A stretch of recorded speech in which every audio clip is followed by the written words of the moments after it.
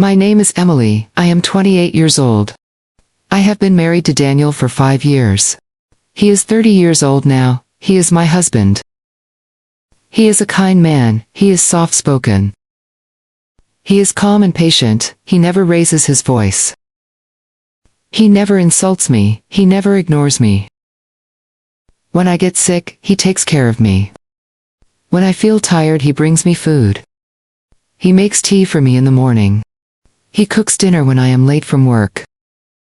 He listens to me when I cry. He holds me when I feel weak. He tells me you are strong, Emily. I am proud of you. Daniel is a good man. But sometimes I forget that I have a good job. I work in a corporate office. I earn $5,000 every month. I worked hard to reach this position. I studied at night, I took extra courses. I pushed myself. But Daniel still works as a delivery driver. He earns $2,200 a month, he works long hours. He drives in the sun, in the rain, and in the cold. He comes home late and tired. He comes home with sore feet and dust on his shirt. He never complains, he just says it's okay. Emily, I like working. But slowly I started to feel different. I started to feel disappointed. I looked at other couples. I saw women wearing diamond rings and designer handbags. I saw men buying cars, houses, and expensive gifts for their wives. I looked at Daniel. He was wearing the same shoes for 2 years. He never bought new clothes for himself. He never bought me expensive things. I began to compare him to other men. I began to feel angry. One day I asked him, Daniel, why don't you do something better? Why don't you start a business? He looked down and said, I don't know how. I have never done business before. I became irritated. I said, other men do it, why can't you? Daniel stayed quiet. He always stays quiet.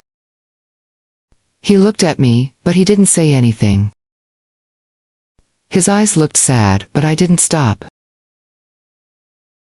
I kept comparing him to others. I kept saying, you are not like other husbands. Daniel gives $1,000 to his parents every month. They are old and sick. He pays for their medicine. He sends money to them. Before he spends anything on himself, he gives me the rest of his salary, $1,200. But I always said it's not enough. I never said thank you, I never appreciated his efforts. One evening he came home very late. I asked him, where were you? He said, I was looking for another job. I was surprised. I asked, did you find one? He said, not yet. But I will keep trying.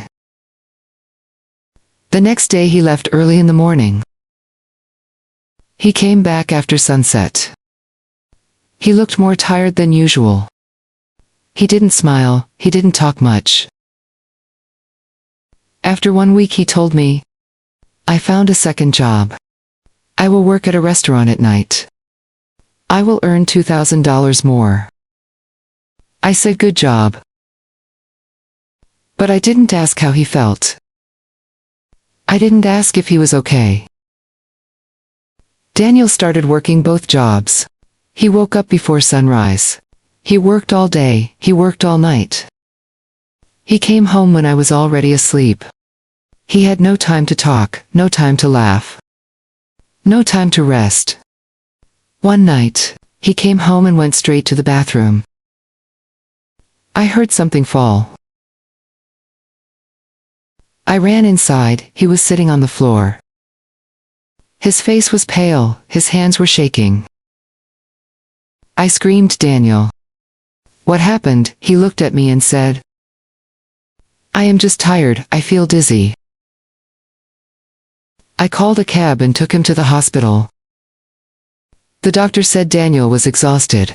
He said his body cannot take this much work.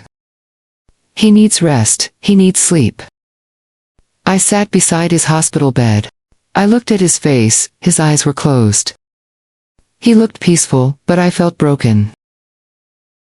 I held his hand, I started crying. I said, I am sorry, Daniel. I didn't see how hard you were trying. I didn't understand. Daniel opened his eyes slowly. He smiled, he said. Don't cry, Emily. I just wanted to make you proud. His words broke my heart. That night I realized something important. I realized Daniel does not need to be rich. He does not need to wear suits. He does not need to drive a big car. He does not need to buy me diamonds. He already gives me something more valuable. He gives me love, he gives me peace. He gives me respect, he gives me support. He gives me himself. That is enough, that is more than enough. Since that day, I stopped comparing him to others. I stopped complaining. I stopped chasing things that do not matter. Now I look at Daniel with new eyes. I see a man who works hard. I see a man who sacrifices. I see a man who loves deeply. Daniel is not just my husband. He is my quiet storm, he is the calm that keeps me safe.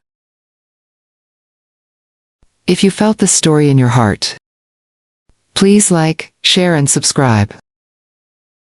Because sometimes true love doesn't shout. It just stays and never lets go.